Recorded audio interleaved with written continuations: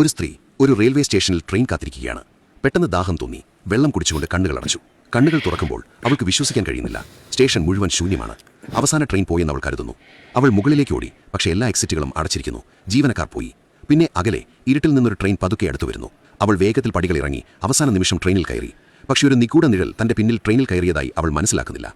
അതിജീവിച്ചതിൽ അവൾ അതിയായി സന്തോഷിച്ചു. എന്നാൽ കുറച്ചു സമയത്തിന് ശേഷം ട്രെയിൻ പെട്ടെന്ന് നിൽക്കുന്നു. വാതിലുകൾ തുറക്കുന്നില്ല. ഇത് സാധാരണ സ്റ്റേഷനല്ല. ചുറ്റും നിശബ്ദത. ആരും കാണുന്നില്ല. പേടിച്ചിരണ്ട അവൾ ഡ്രൈവറെ അന്വേഷിക്കാൻ പോയി. പക്ഷേ അയാൾ ഇതിനകം മരിച്ചു. അടുത്ത നിമിഷം ട്രെയിൻ മുഴുവൻ ഇരുട്ടിൽ മുങ്ങി. പക്ഷേ പിൻ കമ്പാർട്ട്മെന്റിൽ ഒരു മൊബൈൽ ഫോൺ ലൈറ്റ് മിന്നുന്നു. മറ്റൊരാൾ അവിടെയുണ്ടെന്ന് മനസ്സിലാക്കിയപ്പോൾ സ്ത്രീ ഞെട്ടി. അവൾ വിളിച്ചെങ്കിലും പ്രതികരണമൊന്നും ലഭിക്കുന്നില്ല. നിഴൽ പതുക്കെ അവളുടെ അടുത്തേക്ക് നീങ്ങുന്നു. ഭയന്ന് അവൾ ഓടാൻ ശ്രമിച്ചു. പക്ഷേ അവൾ വീണു. അവൾ മുകളിലേക്ക് നോക്കുമ്പോൾ അതേ നിഴൽ അവളുടെ മുന്നിൽ നിൽക്കുന്നു. എപ്പോഴും അവളെ തുറിച്ചു നോക്കുന്ന അവളുടെ കമ്പനിയിലെ അതേ സഹപ്രവർത്തകനാണെന്ന് അത് മാറുന്നു. അവളുടെ ശ്രദ്ധ പിടിച്ചുപറ്റാൻ ഒരു യാദൃഷ്ടിക കൂടിക്കാഴ്ചയുണ്ടെന്ന് നടിച്ച് ആ മനുഷ്യൻ അവളെ ട്രെയിനിൽ അനുഗമിച്ചിരുന്നു. മനഃപൂർവ്വമല്ലാത്ത ഉദ്ദേശത്തോടെ അവൻ മുന്നോട്ട് നീങ്ങുമ്പോൾ ട്രെയിനിന്റെ വാതിൽ പെട്ടെന്ന് പിന്നിൽ നിന്ന് തുറന്നു. ഒരു നിഗൂഢ ശക്തി അവനെ ബലമായി പുറത്തേക്ക് വലിച്ചു. പരിഭ്രാന്തയായ ആലിസ് ഉടൻ തന്നെ ഒരു കോച്ചിൽ നിന്ന് മറ്റൊന്നിലേക്ക് ഓടി ഡ്രൈവറുടെ ക്യാബിനിൽ ഒളിച്ചിരുന്നു. എന്നാൽ പുറത്ത് അതേ വിചിത്രമായ നിഴൽ പ്രത്യക്ഷപ്പെട്ടു.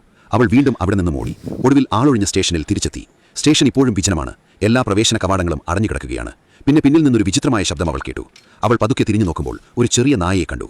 ഒരു നായയുള്ളിടത്ത് ആളുകളും ഉണ്ടായിരിക്കണം എന്നവൾ കരുതി. അവൾ നായയെ പിന്തുടരുകയും ഒരു വെന്റിലേഷൻ ഷാഫ്റ്റിലെത്തുകയും ചെയ്തു. അവിടെ ഒരു വീടില്ലാത്ത ദമ്പതികൾ ഒളിച്ചിരിക്കുന്നതായി അവൾ കണ്ടു. ആലിസ് തന്റെ ദുരവസ്ഥ അവരോട് വിശദീകരിച്ചു. പണം നൽകി പുറത്തേക്കുള്ള വഴി കാണിച്ചു കൊടുക്കാൻ അവൾ ആവശ്യപ്പെട്ടു. വീടില്ലാത്തയാൾ ഉടൻ തന്നെ സമ്മതിച്ചു.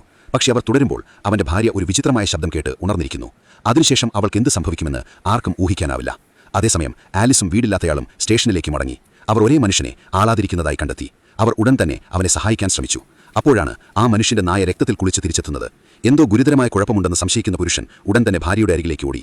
പക്ഷേ അയാൾ കാണുന്നത് നിലത്ത് ചോരയുടെ ഒരു പാട് മാത്രമാണ്. ഭാര്യയെ കാണാനില്ല. അയാൾ പാത പിന്തുടർന്ന് ഒരു ഇരുണ്ട തുരങ്കത്തിലെത്തി.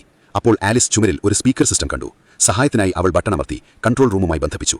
അവൾ മുഴുവൻ സംഭവവും വിശദീകരിച്ചു. പക്ഷേ ഡ്യൂട്ടിയിലുണ്ടായിരുന്ന ഗാർഡ് അവളെ വിശ്വസിക്കുന്നില്ല. അതിനാൽ അവൾക്കൊരു വഴിയേ ശേഷിച്ചുള്ളൂ. അവൾ പുരുഷന്റെ ശരീരം വലിച്ചിഴച്ചു. സാഹചര്യം ഗുരുതരമാണെന്ന് ഗാർഡ് മനസ്സിലാക്കി പോലീസിനെ വിളിക്കാൻ പോകാനായി. പക്ഷേ പെട്ടെന്ന് പിന്നിൽ നിന്നൊരാൾ വന്ന് കത്തിക്കൊണ്ട് അയാളുടെ കഴുത്തിൽ നോക്കി ആക്രമിച്ചു. റേഡിയോയിൽ അവന്റെ നിലവിളി കേൾക്കുമ്പോൾ ഗാർഡ് മരിച്ചുവെന്ന് അവൾ മനസ്സിലാക്കുന്നു.